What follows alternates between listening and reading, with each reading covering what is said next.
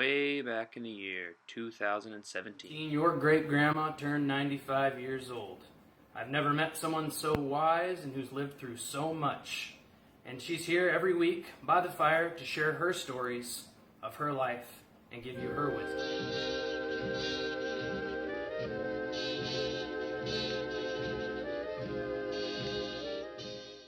Grandma, take us back 95 years to December 21st.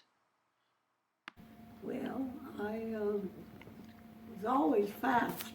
This time I was 2 months fast because my mother was walking downtown Portland and two drunken sailors, I don't know, tried to accost her and so she ran home. Well, that started me. When she got home, she was in labor, and my grandmother luckily was there and my dad. And so they helped deliver me at 7 months on December 21st, 1921. And I was 3 pounds and I was so tiny, all they put me in was a big cigar box. And so I came into the world early and here I am, still here. And you've never smoked a cigar? Never smoked a cigar, but my grandfather did. And my dad. On a similar note to cigars, tell us a time about Bebops during the Prohibition days. Bebops was quite a character. He was a wonderful man in his way, but he went down to work in the mines in the 3rd grade because he wouldn't study, so his dad said, okay, down you go. But he became a very good miner. His only trouble was liquor. Of course, during the, what do you call it? When there was no liquor allowed to be born, he and his friends found out where they were making moonshine, which Mom didn't like, but they hiked up there and got a great big jug of the white moonshine. So they carried it all, hiked all the way back down, and just as he got to the gate of his house, he lifted it over to put the big jug down, and wouldn't you know, he hit a rock and broke it. And oh, did Mom D laugh, and did he. Well, I won't say what he said. He was quite a character. Moving along to our third point, I wanted to talk about the discovery of Mammoth Lakes. We all spend a lot of time going up there for the summer and for the winters, and everyone in the family enjoys it, so I thought it would be cool if you wanted to talk about the discovery. Well, that all began because Stan, your grandfather, loved to fish. He was brought up in the coal mines, and every summer the coal mine shut down. So his mother convinced him how lucky he was they could go fishing all summer. So they did, and how lucky he was he could have trout for every meal. And of course, he loved it, and he loved catching trout. So, of course, after the war, and we were married, and after the war, when he came home, he still thought of those days of fishing. And the first 2 summers, 45 and 46, we went back to Colorado. And he taught me about cow pies, how they burned them. And I didn't know what they were, but when I learned what I was picking up, I was quite shocked. Which, you know what a cow pie is? Well, you can figure it out. Anyhow, we fished back there. But the 3rd summer, he said, we can't afford, on a school teacher's salary, to go back to Colorado every year. So he talked to some people, and they said, well, if you go up by Bishop, there's fishing and lakes up there and streams.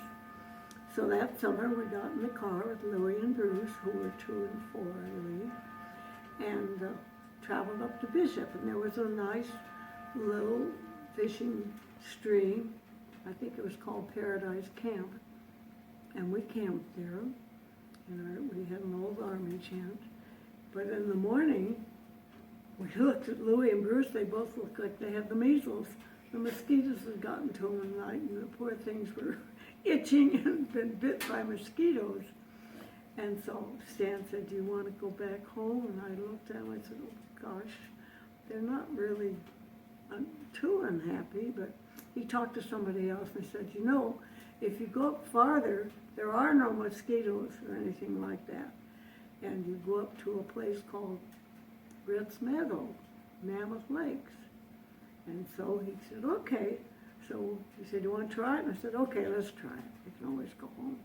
So we went up, and we found Ritz Meadow, which is in Mammoth Lakes, and you have to go down this real narrow road to it, but when you get down there, it's just beautiful, and lots of streams and everything, and no mosquitoes, because it's much higher. So he liked it, I liked it, and also there was a hot creek down there, a hot springs, which the park department had put in, so you go in these little bathhouses and take a hot bath at night. And I thought, wow, that's great with the kids. And so that's when we started going up to Mammoth every year to Ritz Meadows. Now, Ritz Meadows, the one thing I said, I've never seen a red meadow, I want to see one. Well, it was named after sort of a bad guy whose name was Ritz. He used to go back and forth and bring what he shouldn't. And that's why it got the name Red's Meadow. But we kept going there every summer. Well, his dad sort of thought that was pretty nice, and he started going up with us, he and his mother. And then one year, I forget, it was near the 50s, we went up, and B-Pops, whom we called Grandpa Smith, was called Louis. Couldn't say Grandpa, she said B-Pops. So he became B-Pops. And so she was the one that named him. And he said, you know, why don't we look for a cabin up here? And we all, what? Because by that time, David and Claire and their kids were coming once in a while too, as they lived in LA. And so we all went to see the one real estate lady in Mammoth Lakes. And she found this cabin that was for sale. It had 2 geologists renting it for the summer. And it was a little white house in Old Mammoth. And so we looked at it. It was $4,000. And his dad said, she showed us several other. One, they were have what they call the 99-year lease. And B-Pop said, no way, I'm going to have a cabin, I'm going to own it. So then she showed us this one, $4,000, and it was on 1 acre, but the acre was 2 half acres that were real long. And so he paid for it, and we bought it. So then, the next summer, we thought, oh boy, we have a cabin. Well, meanwhile, the geologist people, they wanted to rent it again. So Mom did, ever the smart Welsh woman, well, that's pretty good. We can go up in a tent and they can be paying rent and we'll have be making some money. So it all evolved. P-Pop's got some big timber someplace where he was working, and Stan and David brought those big timbers up and started building another cabin on the back of the 2-acre lots. And that became sort of our cabin, slowly got built. We all worked on it, and we kept renting the front cabin. So that's how it evolved, and then finally the next big house on the other side was going to be sold for taxes. And Stan was sitting there looking at it, and he thought, gosh, I wonder how much it is. And he went to the real estate lady, and she said, oh, his wife died, and he doesn't want to sell it. He's just going to let it go for taxes. And Stan said, well, why don't you go ask him how much he wanted? And she says, well, I'll try. And she went down to LA or wherever he was. He was a set builder, Hollywood set builder. And he built this 2-story cabin like a set, just on some rocks. And she told him about us, and he said, oh, I don't want any. Well, he said, what kind of people are they? And she said, they're hardworking people. And he said, well, okay, let them have it. Oh, everybody in town was real mad because they'd hoped to get it for the taxes. And we paid $5,000 for those 2 half acres and that big 2-story house.